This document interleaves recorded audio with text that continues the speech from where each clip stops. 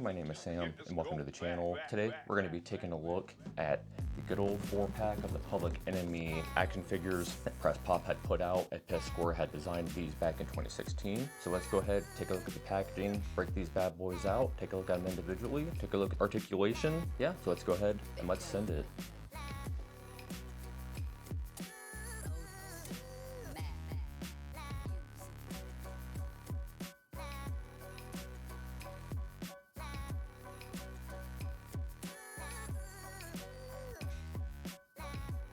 One of the first things I wanted to talk about here was the actual art on the box. As you all know, at Piskor I designed these toys, designed the art. He had done Hip Hop Family Tree, and that kind of had sparked a lot of interest in toys / hip hop community. It makes a lot of sense that a band, especially like Public Enemy, would approach somebody like Ed to make those toys. Has a very unique aesthetic. You can tell that just from looking at the box here. Very unique art style. You do not see any toys really that look like this. And these are going to be more designed to be like an art piece to actually look at, keep displayed. It's not something that you would actually want to play with. Once we actually get into looking at these figures a little more in depth, you'll see that there isn't a lot of articulation in them. So that is probably the biggest downside to these. But overall, I think that the sculpt and the designs of them are pretty good. And they match exactly to how the art style should look comparative to the comic.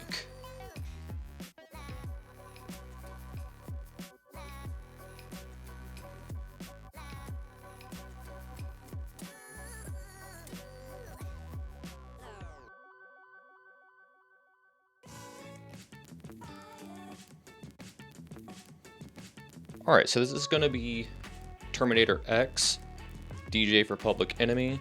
So right away you can see that he's got swivel in the elbow, swivel at the shoulder, and we got a bend at the knee, and we got a little bit of hip articulation as well. However, there's no rocker on the ankles, no swivel at the ankles, and as well his movement is pretty hindered by the jacket that he's wearing.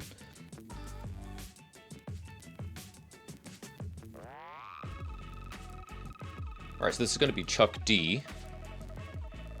I think overall he's one of the cooler ones. That has a lot of detail with the necklaces and everything like that.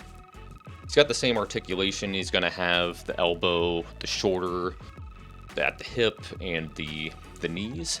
Again, nothing at the waist, at the ankles. The biggest downside to Chuck, from what I've noticed, is he doesn't have any head articulation or swivel there at the neck. So it's completely static, and he's the only toy in this line that is like that.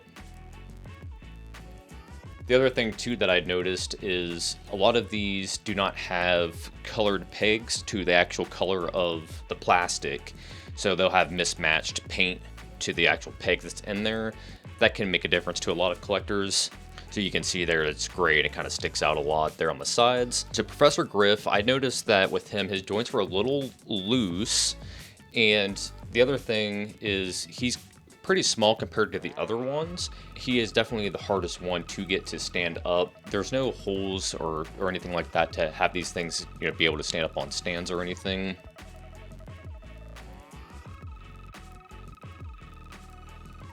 And his movement is definitely the most hindered by the jacket because he's wearing the longest jacket out of them, and plus he's the shortest figure, so that really does limit his mobility there for posability and everything like that. Pretty static.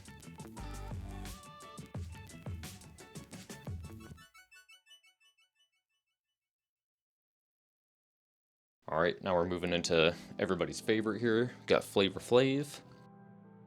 He's probably the best figure out of this entire line. I mean, no surprise to anybody. He's got a lot of personality. And the outfit and all the clocks. The sculpt on this one is fantastic. I really like how the shirt is designed. Comes out all puffy, and it's not like just straight sculpted to his, to his arm. So it's actually hollowed out on the inside there. And like I was saying with the pegs, the pegs are not the same color as the paint on the figure, so that kind of sticks out a little bit. It's kind of just a little bright.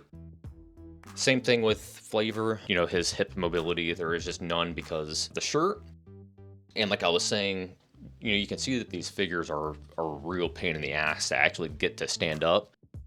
They're straight legged. They have real small feet. They don't have any holes in the bottom to actually get them, to be up on stands. So that's why I was saying, it's probably best just to keep these in the box. I think that the box, yeah, see, these things just constantly just fall over if you barely touch them. But, keep them in the box is probably the best way to go. The box is, a big reason as to why you probably already own these to begin with is for Ed's art aesthetic on there. But yeah, PressPop put this out in 2016. They had also published the Hip Hop Family Tree that they released over in Japan. The manga version, Fantagraphics had published it here in America. Yeah, just a couple of Public Enemy cassettes that I got there, just kind of showing them off.